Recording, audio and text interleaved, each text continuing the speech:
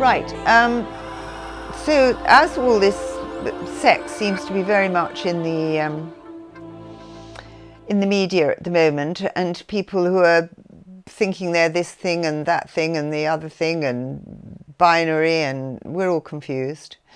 This is being done on purpose because whoever these people are, they know that sex is part of our life force, our motivating cosmic energy, as they call it. And you get children young and really confuse them, make them really very unhappy. And that's what is being done to us now. And these people are really showing their hand. I think they've been working against us with all these wars and terrible things going on and all these vaccines and God knows what else. But the more we know about everything, the more we have a way to consider it, the more we can fight back. So I have to mention, the only sex education my mother said she ever had from her mother was, sometimes, dear, you know, men aren't very nice. And I think of my dear old grandfather, who was so kind and gentle. I can't ever think of him being not very nice. Anyway, so here we are, explicit descriptions of every kind of sex you can think of, because it's important. And I do believe this is a spiritual test on us to see if we can, with our innate goodness and honesty, can be brought to the fore. So this is the dictation about homosexuality. This is my comment to start off with. I know and have known a number of men who are homosexual. So I find this chapter is hard to write, as I do not wish to offend or upset anyone. But if the people of this planet are to go forward with the knowledge we should have been given many years ago, then I do not have the right to censor what has been given to us.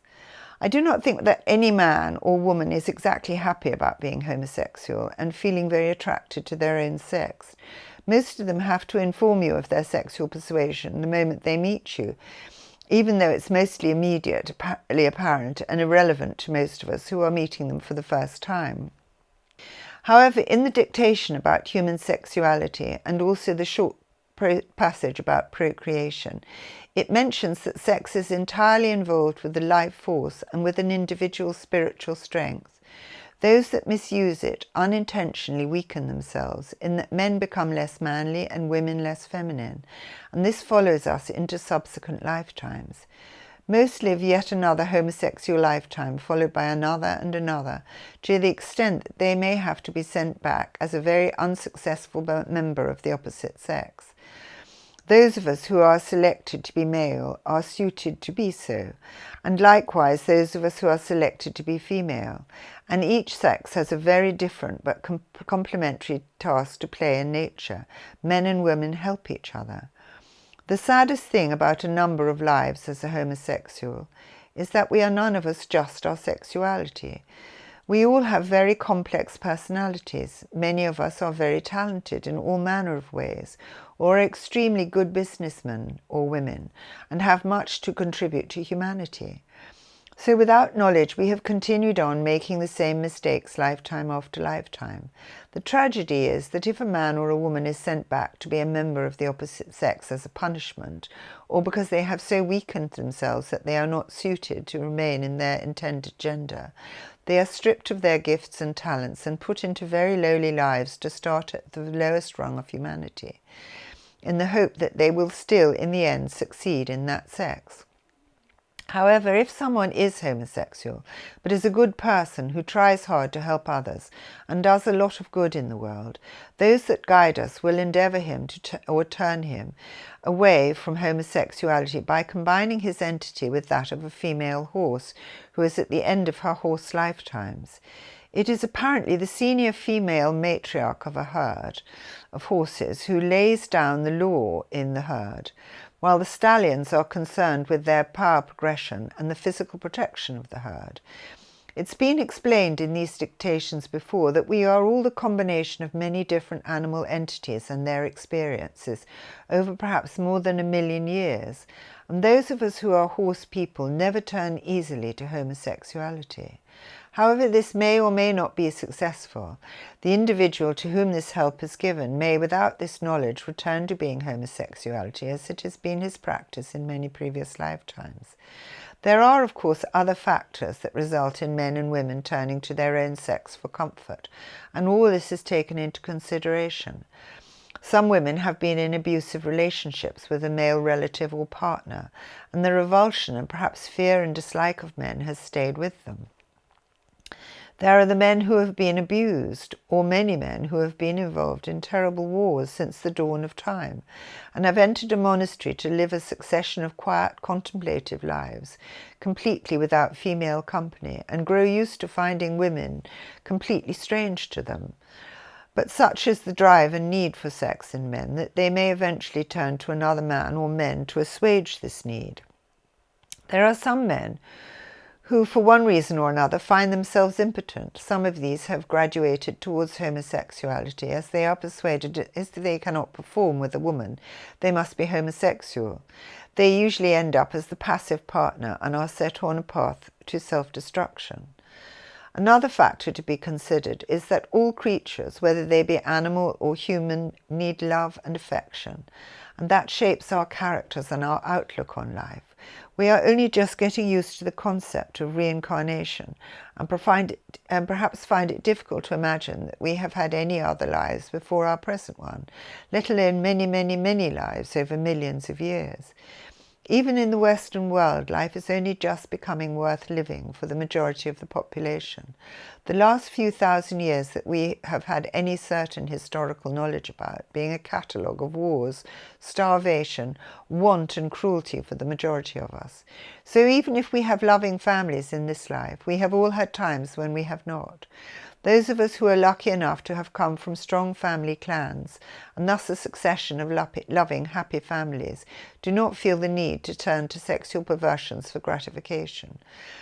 All our lives are so complex, and all have left their mark on our souls. Each person is completely individual.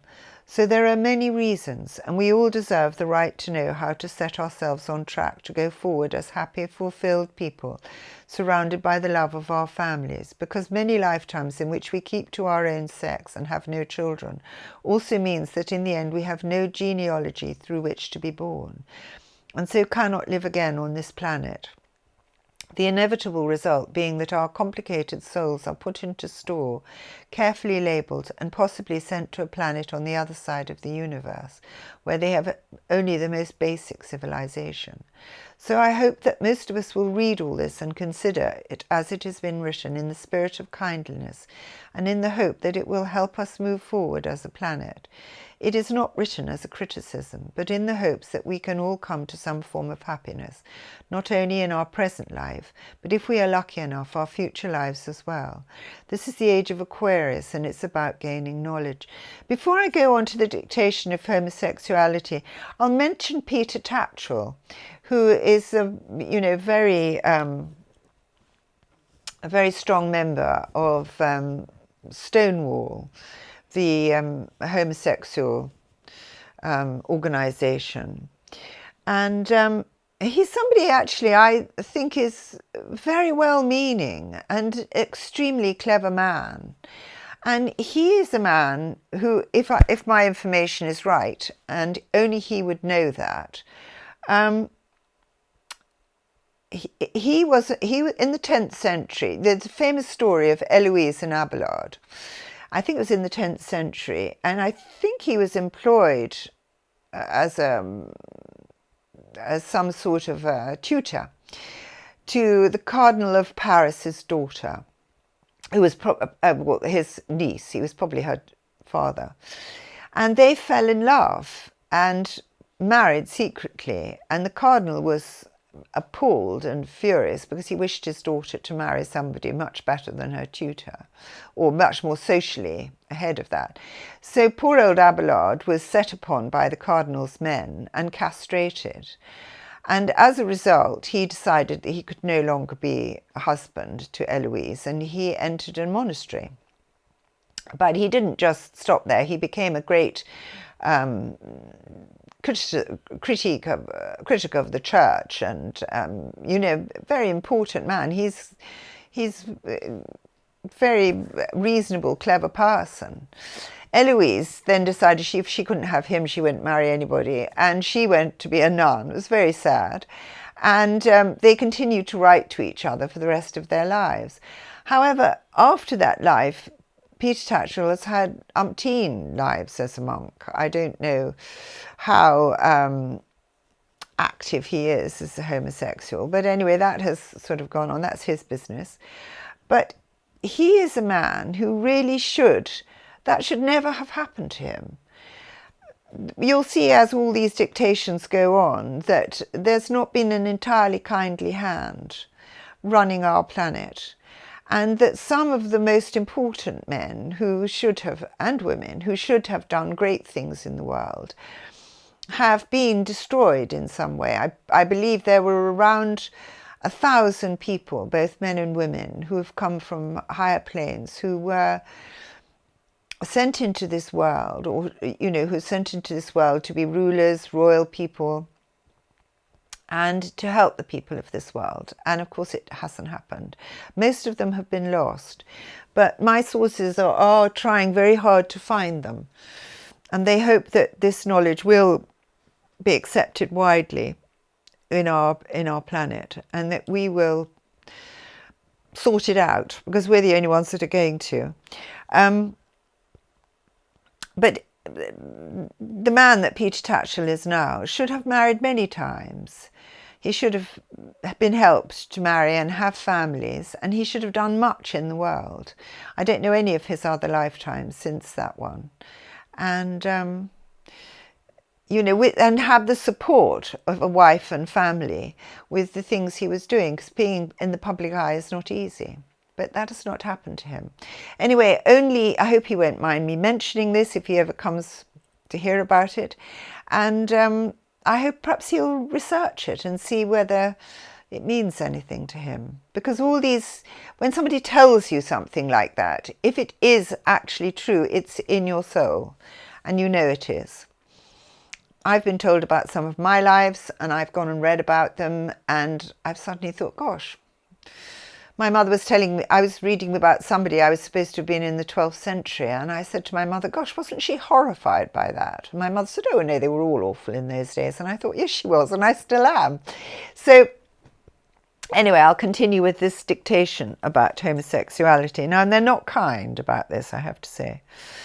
Dictation on homosexuality. Never let it be imagined that those who practice homosexual sex find favour with the powers of creation. Almost always this condition is given as a punishment, but notice almost always, is given as a punishment visited on those whose previous lives have been guilty of sexual extravagances, obscenities and indecencies, the like of which are a travesty and an insult to the structure of human society. Man and woman as it was designed and created to be. Never let anyone who indulges in sexual perversions of any kind imagine that these things go ignored by those who decide our fates. All who are guilty of such things are punished, either in this life, a subsequent life, or both. Some of these people who are homosexuals have been intensely evil in spite of the fact that they have in recent times been more pitied than blamed. All too often they cast their affliction upon others, especially the young, building up for themselves the greater retribution than they must render for All too often they cast their affliction upon others, especially the young, building up for themselves the greater retribution than they must render for the sins they have already committed. Their course can only be one of total abstinence from sexual activity and an attempt to find spiritual peace in prayer and meditation, and try to help others in this way. And in this way they can find their way back to favour with creation and those that decide our fate and our different lives. And I think there are, a number of men who think that way, and possibly women. One person who I admire very much is the Reverend Richard Cole, who was part of the pop group Communards.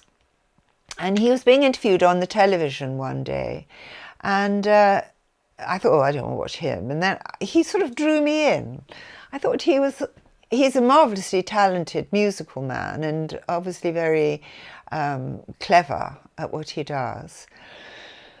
And he said that after the communards broke up, he launched himself into, different sexual liaisons, which made him more and more unhappy. And then a friend took him to church, and the church very much seemed to him what he wanted to do. So he took holy orders. He met another man who felt very much the same, and they decided to run their parish together, but to live a celibate life, which is what he's done. And he creeps back to doing things in the media now, which I think is a good thing. And he's a very kind, very amusing, lovely man. And I could see him next time being having this predilection taken from him, and that he will hopefully marry and have a family next time. So, and go forward and do great things in the world. Anyway, this is another comment of mine here on this subject, and this goes really into, I've noticed this this flag now, the rainbow has been usurped for all this LGBT stuff, and they've got the triangle thing now for paedophilia. What a terrible thing. Anyway, most people feel the same as I do, and I'm going to mention this because every life that we live, our memories are taken from us at birth with the next life, but the impressions of that life and the things that have happened to us, they form our spirit. So this is my comment. So that is an unequivocal response to what the other side think of homosexuality. Obviously, this will upset many, and I have no wish to do that. But we deserve knowledge, and it's up to us and to every one of us to take responsibility for our own lives and how we live them. At this juncture, I would like to tell a story about a patient I treated when I was first qualified, and whom I have never forgotten. I had recently been working for an agency in the East End of London. I then applied for and got the job in the very prestigious London clinic. However, I agreed to do some on-calls at night for my previous employer, as I had a car. Hence, I was called in one night to treat 3 old men who had severe lung disease and had been brought into the hospital for treatment. I suppose I was quite a pretty girl in my mid-20s, and when I explained that I wouldn't see them again as I worked in the London clinic, they were all determined to believe that the NHS had sent for a private practitioner just for them. The last of the 3 seemed somewhat younger than the other 2. He had very dark hair and eyes, and was the sort of man who keeps his emotions very much to himself. To my surprise, he suddenly said, "I'm not queer, you know." I said that I was sure he wasn't, although I hadn't given it a thought. Although I have to say that had he been queer, I would have known, because you feel that. He told me that he was an only child and that his parents were both killed in the Blitz. He had no other family who could look after him, so a friend of his father offered to take him. This poor man was only 10 years old when he lost his parents and was in a very vulnerable position. I'm not sure what sort of social services were available to people in those days, but I should say not much. So he's taken in by the other man, who turned out to be homosexual and continued to abuse him for the rest of his life. This poor man felt so ashamed that he had felt unable to ever try to meet a woman with whom he might spend his life, or even have a relationship with. He inherited the older man's property and remained alone, smoking himself to death. To this day, I have felt sorry that I didn't have the correct words to comfort him. I think I said something like, "Everyone has got to have someone to love, don't they?" But this experience was nothing to do with love. I only hope that the fact he had at last told someone of his suffering, and she had not recoiled in horror, helped him in some way, in that significant experiences, whether they be happy or sad, remain in our subconscious and colour the way we think in subsequent lives. Even something like that has happened thousands of years ago, and I only hope that poor man and others like him can rationalise the shame they have for the experiences of this life and go forward and live happier lives in the future. Why is it that rape or abuse in every form seems to leave the victim with the guilt and shame when they are the innocent party?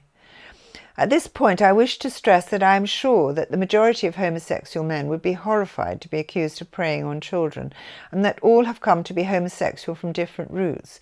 But we can all put ourselves to rights, and with knowledge and wish to live a better life, that is entirely possible.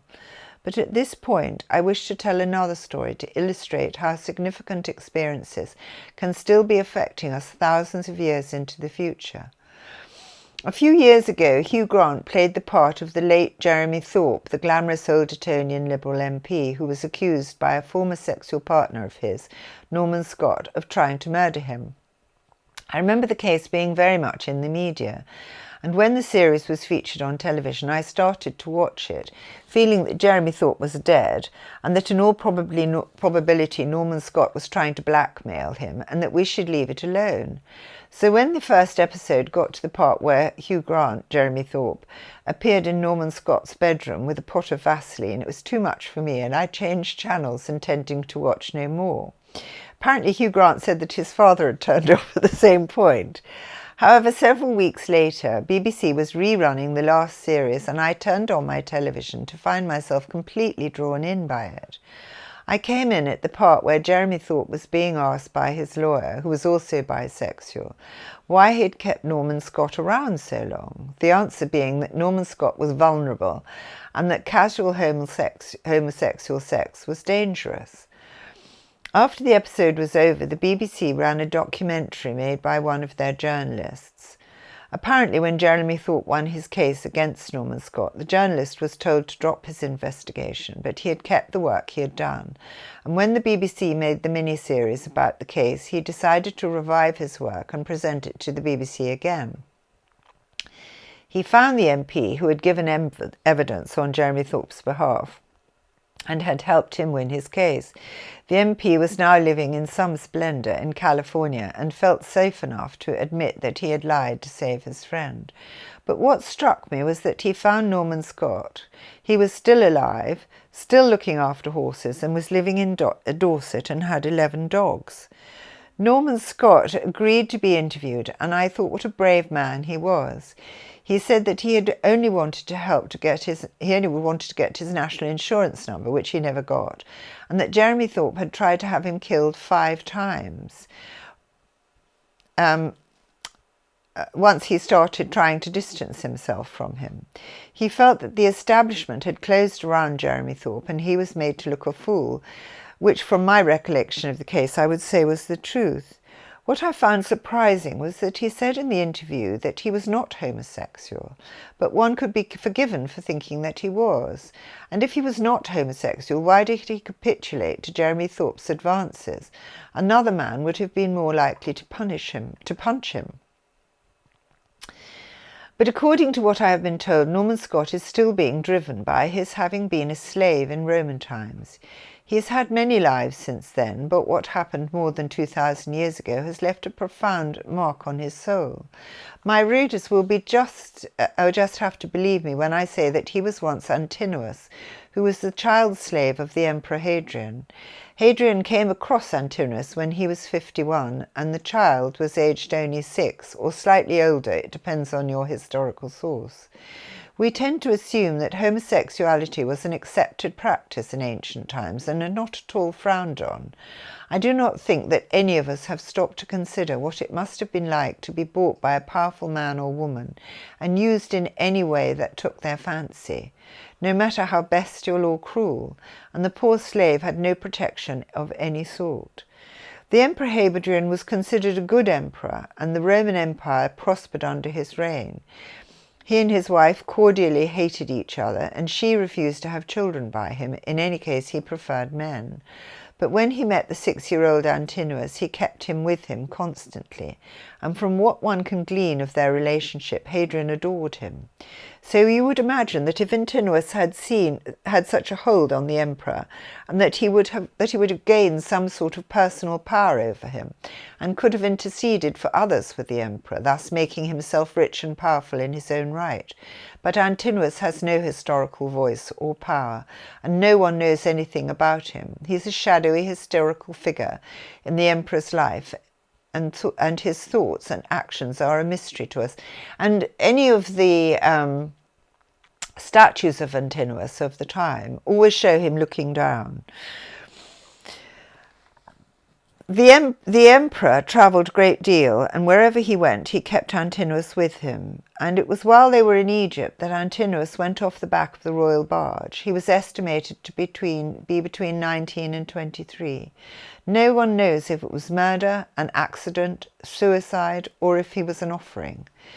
I would hazard a guess that it was suicide. One can only imagine the shame and revulsion of being sexually and used in every other way by the most powerful man in the world, who was old enough to be your grandfather, and being totally powerless to do anything about it.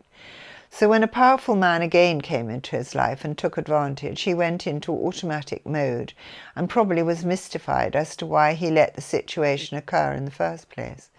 When I saw him being interviewed on the television, I felt huge compassion for him and wished that I could give him this knowledge. I only hope that I can get someone to publish this book and that he will read it and it will help him. So often I've been able to tell somebody something about their past, and it's been a key to their psyche. If Norman Scott were to read about Hadrian, only he could tell if this is right or not. It will be in his subconscious, and he will understand, in all probability, that Roman life has led him into other similar circumstances in other lives and has made him a much less powerful person than he should be. I only hope that he can go forward and have better lives in the future. He deserves to. Right.